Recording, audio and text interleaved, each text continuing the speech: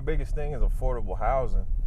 So even though it's a trailer, we try our best to make sure that it feels like a home, you know what I'm saying?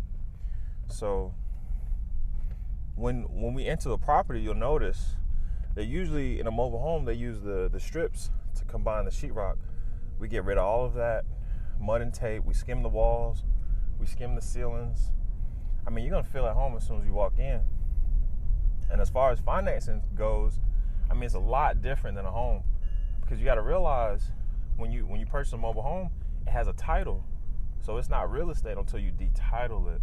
And that's one of the biggest, I wouldn't call it a problem, but it's a process that we had to learn. First, you got to make sure the title is in their name. Then you got to put it into your name. And then you got to send it to Columbia, well, Blythewood to be exact, for the DMV to go ahead and de-title it. So, I mean, it's a little bit of a process, but it's part of the game. You know, you do it up front instead of on the back end, you'll be good every time. Man, my brother's hilarious, man. He would always talk about this lady and the fact that this dog chased him. So I thought that was hilarious, man. And man, you know, when you're dealing with these properties, man, you really got to have some grit. You got to be ready to fight, because surprises happen. I mean, it's the business. You know, one of the biggest surprises we have with this property is the crawl space. The drainage was not perfect. We ended up having to put in a French drain. We had to put gutters on the house, and we had to waterproof the crawl space. So go left. So every time we put the floors down, the floors are buckling because it had so much moisture in the crawl space. It was just seeping up into the home. And instead of the floors being flat, they were actually like this. Well, I mean, that's a problem. Imagine getting to the finish line and thinking you're almost done, and you got to deal with all this. But just to give you an idea of where you're at, man, welcome to Greer, man. Welcome to Greer.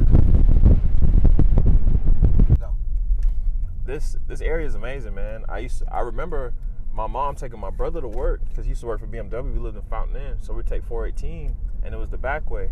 And I just remember, I didn't even know I was going to do real estate at the time, but I was like, man, that's amazing. This neighborhood has a freaking landing strip down the middle for the residents, and they all have hangars. Like, these guys have planes out here. Like, I've never seen anything like that. So that was goals. And just to imagine I'm flipping a property down the street from here now, you know?